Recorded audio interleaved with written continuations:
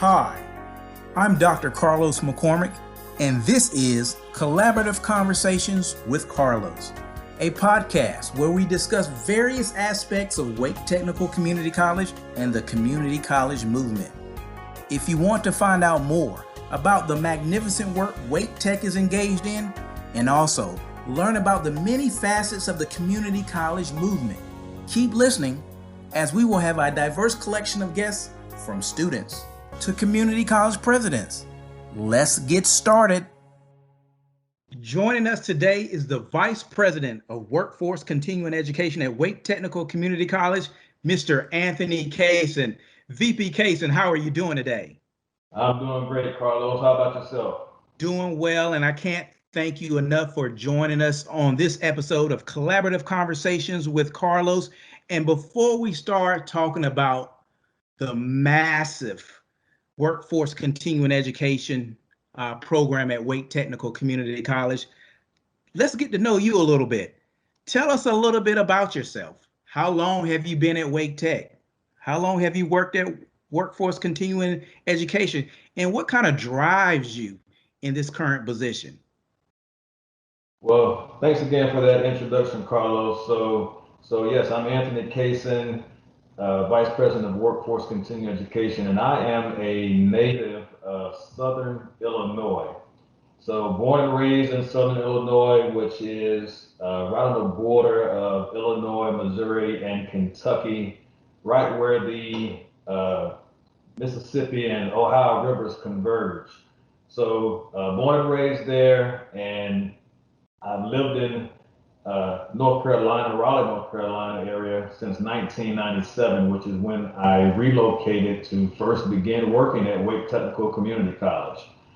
So I'm married with two children. One is a sophomore in college, one is a senior in high school. And I've been working in workforce continuing education since I came to Wake Technical Community College back in 1997. So I've been kind of born and raised in this area for going on 23 years now. And seeing individuals fulfill their dreams and obtain their goals of enhancing their lives and the lives of their families through the training and education that we provide at the college is what drives me. You know, everyone is on their own unique journey. And when we can positively assist with that journey, then that's what keeps me going at full speed. Thank you for that introduction, and we'll kick things off. Talk to us a little bit about workforce continuing education. I know I started at the college 15 years ago, and the buzzwords that I heard on campus, it was a change of career for me, were curriculum education services and workforce continuing education. And I had no idea what workforce continuing education is. So can you kind of elaborate what the goal and the vision and what workforce continuing education is all about? So our mission here is pretty much the same as the college as a whole, but we serve to provide equitable access to education that transforms lives through economic mobility and personal fulfillment. So all areas of the college have their own approach to achieving this mission, but ours in workforce continuing education is done through non-degree training and education. And with that ultimate goal of getting the person from, where they are today to where they want to be in the future. Thanks for sharing that. And you talk about economic mobility. What would you say is the impact of workforce continuing education on Wake County, our community? Well, that's a great question, because workforce continuing education, we provide opportunities for several people, for those who may already possess an associate's degree, bachelor's, or even master's degree. We assist them with obtaining skills that they need to obtain new employment or advance in their current field of work. And this training helps keep a skilled workforce for Wake County, which is very attractive to current and prospective employers to the area. And even those who haven't even graduated from high school yet, we have pathways for those students so they can be active members of the workforce in Wake County.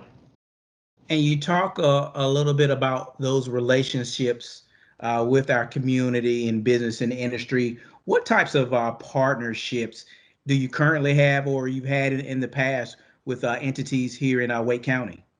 Well, so we partner with several industries and organizations.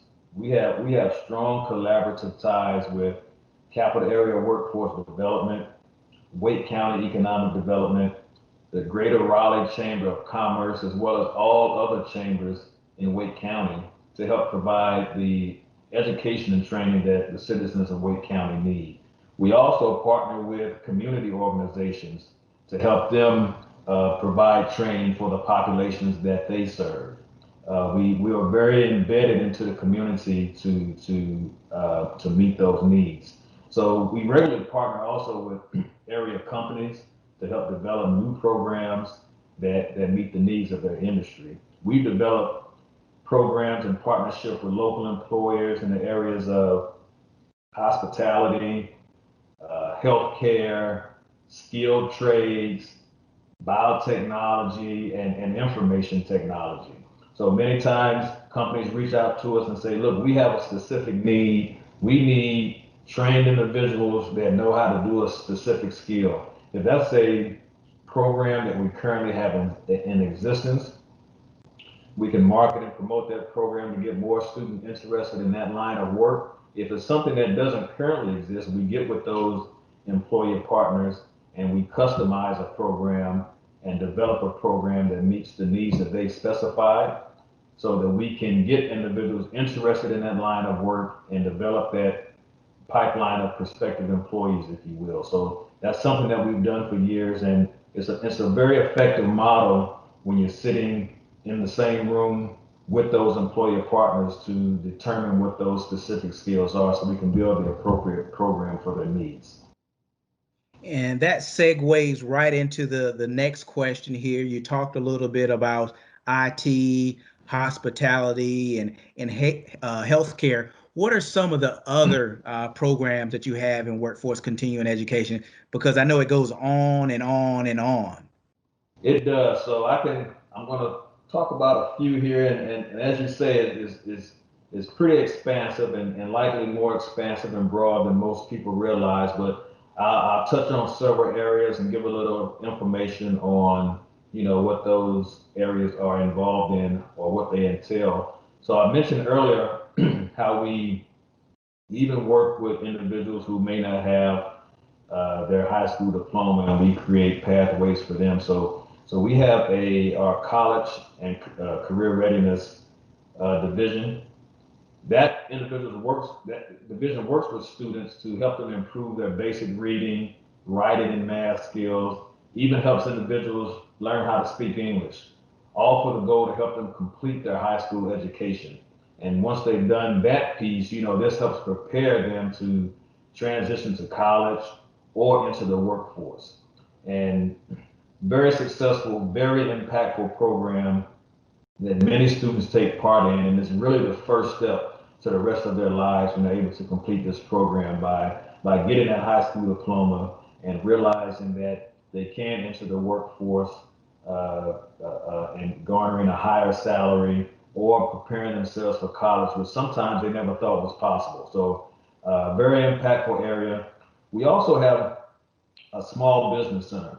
Another very impactful area that many people aren't aware of, and many people who are trying to start their own business may not even be aware of. But our small business center offers free business counseling and free seminars. So if there's someone who wants to start a business, or maybe they've started a business, but they're still not sure if they're going the right route, taking the next steps, we have counselors on hand, those free seminars that we offer on a monthly basis that can help steer your business idea in the right direction. We give free, uncut advice to put you on that right path, and it's so valuable because it's free. And these are people who are experienced in the business field, in small businesses, providing us counseling services and helping out those who want to have their small business. So I always highly encourage anyone who wants to start a small business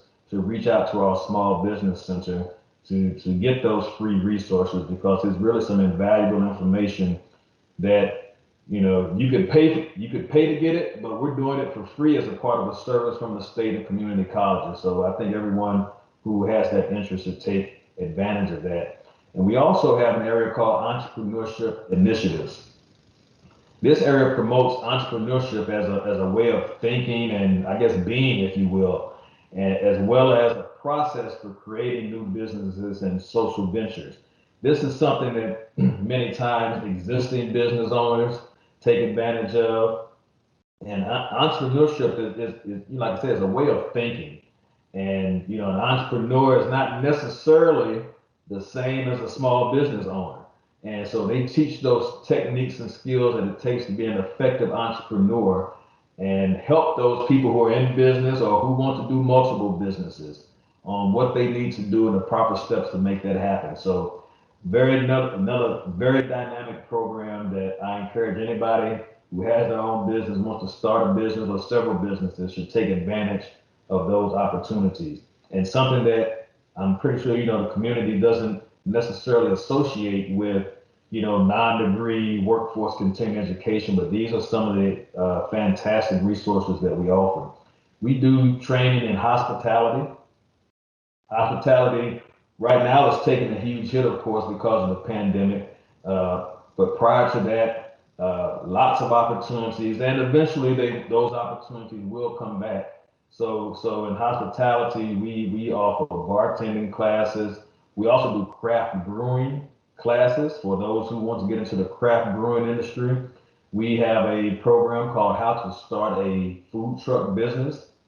So prior to the pre-pandemic, we were offering this course, and what we used to see as a trend is that, a lot of food truck operators may start that way, but they had a ultimate goal of having a brick and mortar business at some point, their own restaurant, and just getting their feet wet and getting off the ground with a food truck business.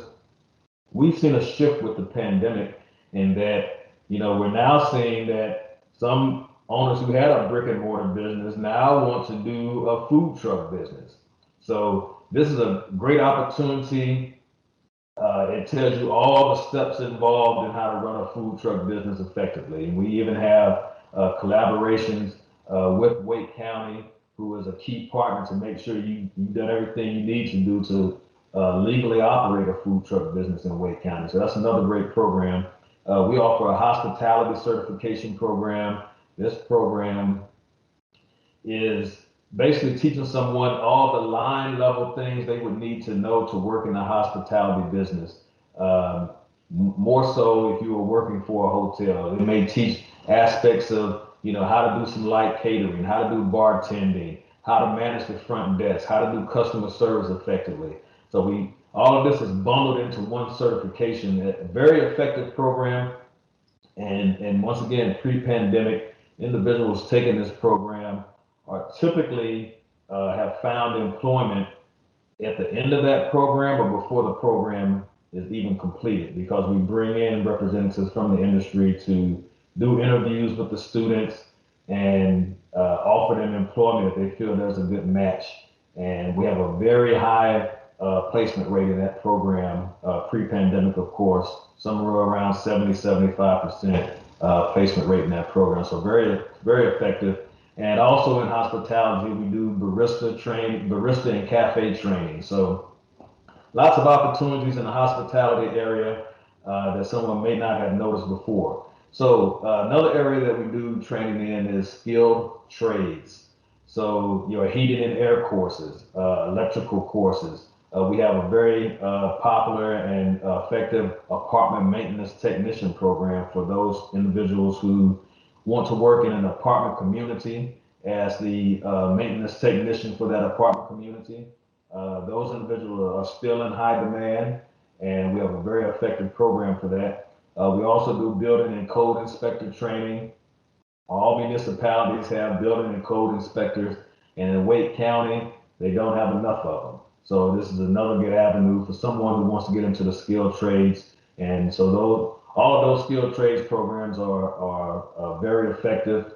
And we can't get enough people. So those who are interested in it, that's a very good line of work. I always say, with the skilled trades, it's something you cannot export, because when your air conditioner breaks down or your heating unit breaks down, you need someone there right away who's going to come and take care of that for you. So that's a very good line of work. We also have cosmetology program, natural hair, and barbering. These are very popular programs, and in those programs, we also embed our entrepreneurship training, if you will, and small business concepts into the program, because we want to encourage individuals going in that field and let them know that you don't only have to work for somebody in their shop, you can own your own shop and run your own business. So we embed those entrepreneurship and small business concepts into those programs as part of their overall training to make them more well-rounded. Just had a barbering graduation, natural hair graduation. So those students, they take a lot of hours to get those certifications. It's somewhere around 1,500 hours of work that they put in. But when they finish those programs, they're ready. But once again, we like people to own their own business. That's your fastest route to self-sufficiency. And if you can complete those programs, we think you'll be much better off for that. We do a lot of things in healthcare. We offer CPR training, nurse aid training. Uh, you can train to become an EMT. We have medical billing and coding. Let's see, medical office assisting, medication aid. Uh, Let me see, central sterile processing, and even EKG technician training. And we also have a personal training program. That's part of healthcare as well. You want to stay healthy. So those are all avenues of healthcare. Healthcare is only growing as our population ages. We need more and more people who are proficient in these areas, because the population ages. These services are needed more and more, and we do all of those trainings here in workforce continuing education. We have an area, Carlos, called human resources development. And what that means is it's a program that provides some training, if you will, for individuals who are unemployed, underemployed, just lost a job. And what it does is a few things.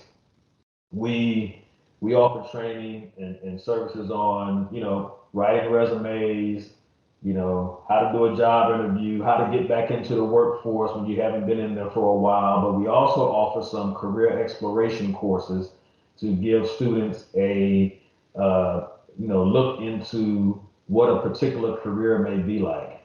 And I'll use hospitality as an example. Before we had a full-blown hospitality program, we had a career exploration program in our human resource development program to give students an idea of how it is to work in the hospitality industry. That ended up, transforming into an actual hospitality program, because we were seeing such a huge interest in going that route, that we developed a program.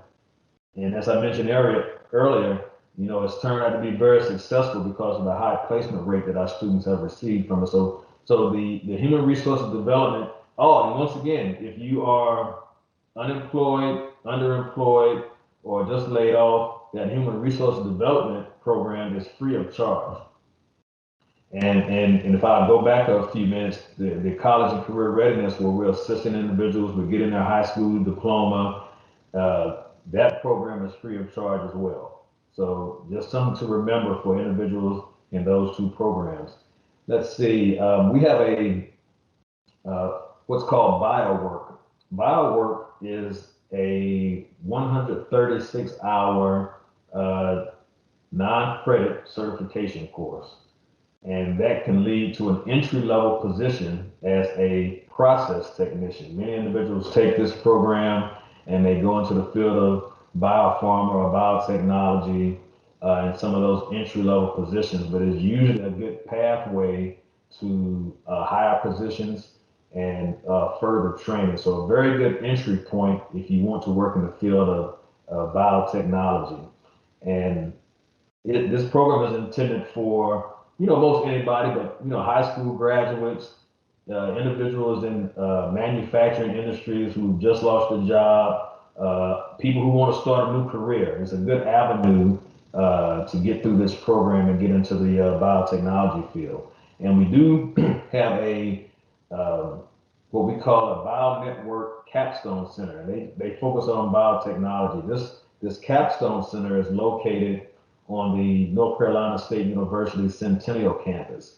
And this program provides very affordable but high quality hands-on training in biotechnology, biomanufacturing, and biopharmaceutical and pharmaceutical operations, and it's done in a simulated industrial environment. They teach things such as aseptic processing. They have a biomanufacturing boot camp. They provide an overview of medical devices and an overview for pharmaceuticals. So do a lot of training there. That area also works with area biopharmaceutical companies, biotechnology companies to also train up some of their employees. So anyone interested in biotechnology, we have training available for that avenue. And of course, we have information technology courses. We do a lot of courses that lead to certifications in Cisco as well as CompTIA.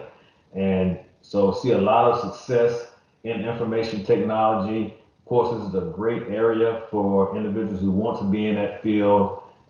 There continue to be lots of IT openings in the Wake County area. So, it's almost like we can't train enough people because the need is so great. And there's no anticipation that need is going to decline in the next several years. So definitely a good avenue for a very solid and fulfilling career in the field of information technology. And I have to think of one more area, the area of, we do public safety training as well. So public safety spans around, a broad area, but we do have a basic law enforcement training program for individuals who are interested in becoming law enforcement officers. A very important field right now. We are always looking for diversity in law enforcement and encourage anyone interested in that to take part in that basic law enforcement program. It's a very intensive and long program. Usually takes a period of it's about 744 hours of training total that we offer. So the next program starts in about a week, as a matter of fact, I believe August 25th, and that would go through December. A lot of work, but a very important field nonetheless. We also provide training for Wake County's local law enforcement. We provide training for fire and rescue training for those who are current firefighters. We also do detention officer training for those who work in a detention officer setting, a detention setting. We do detention officer training. We also do correction officer training for those correction officers who are currently working in the field. We do their ongoing training. We also do justice involved training that many people may not be aware of. And the purpose of this justice involved training is to assist in the reduction of recidivism so that individuals who are released from incarceration possess skills that they need to successfully transition back into society with job skills that can support themselves and their families. So that's a very important part of what we do because we want everyone to have the opportunity to get some work skills so that they can be productive members of society and supporting themselves and their families. So as you can see, there's a lot of things that we're doing, and that's a good stab at it, if you will. But underneath all of that, there's a lot more that's going on, but that gives you a very good overview and should demonstrate that we do try to cover the realm of everything that we can do. We're always interested in new programs if they are relevant to the labor market, and because things are always new that are coming online, and if we're made aware of that and we know there's a job demand for that, we want to look at those as likelihood for offerings of programs as well. So hopefully that gives you a good overview of some of the programs that we offer in workforce continuing education. Yeah, that was excellent, and thanks for sharing. And you just kind of went into my next question. You're talking about always looking for new programs. Kind of walk me through. I'm live here in Wake County, and perhaps I want to develop a program or possibly teach a program. Walk me through how that process works, and is that an option? So we typically vet requests, whether they come from employees or from the community to conduct courses or programs that aren't already offered. We try to put them through a vetting process, and this is in order for us to provide relevant programming to the community. So we either conduct a labor market analysis to determine if the course that's being proposed is viable, or if it's a program that is in high demand from the public and we need to get it developed, then we will take a look at that and then take it through the review process before offering. And that's a process that we had to implement years ago. Um, Probably 10, 15 years ago, we would basically entertain anyone who wanted to offer a class. And, we learned over the years that it's not always the best approach because, you may want to offer I don't know, what it would be, something new that we've never heard of. You think it sounds great, but nobody's interested in it. So we've gone through a whole exercise of getting something offered, promoting it, marketing it. Nobody's interested, but you thought it was a great idea. So that's why we try to vet it now, because if it is a good idea, we'll have data to support that. We'll have data to support that. We can look at data on what populations may be interested in this particular program so we can direct our marketing efforts to make that program successful. So to answer your question is yes, if somebody wants to do a course, that's fine, but just understand we're running through a vetting process, and if it's a viable course, then absolutely we can run with it, and hopefully it's something that is going to help develop jobs for individuals. But once again, that's not all we do, but we do want to put people to work and give them some training that's going to help towards that effort.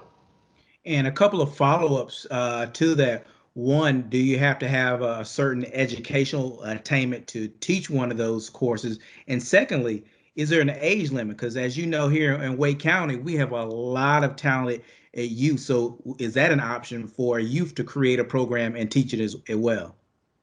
So if someone wants to teach, so in workforce continuing education, we don't typically require that an instructor have a post-secondary degree. Our requirements are that an instructor can demonstrate their subject matter expertise, either by possessing the necessary credentials for the course they wish to teach, or by demonstrating a sufficient number of years of experience for a course that doesn't require certification or industry recognized credentials.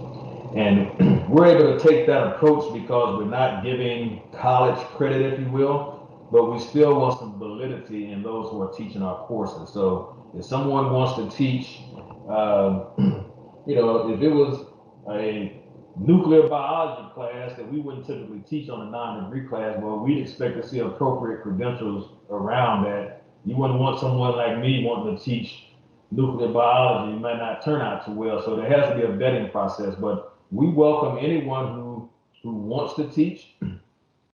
If they come with the proper credentials and they got a program that is viable, then absolutely, we're all for it in that respect.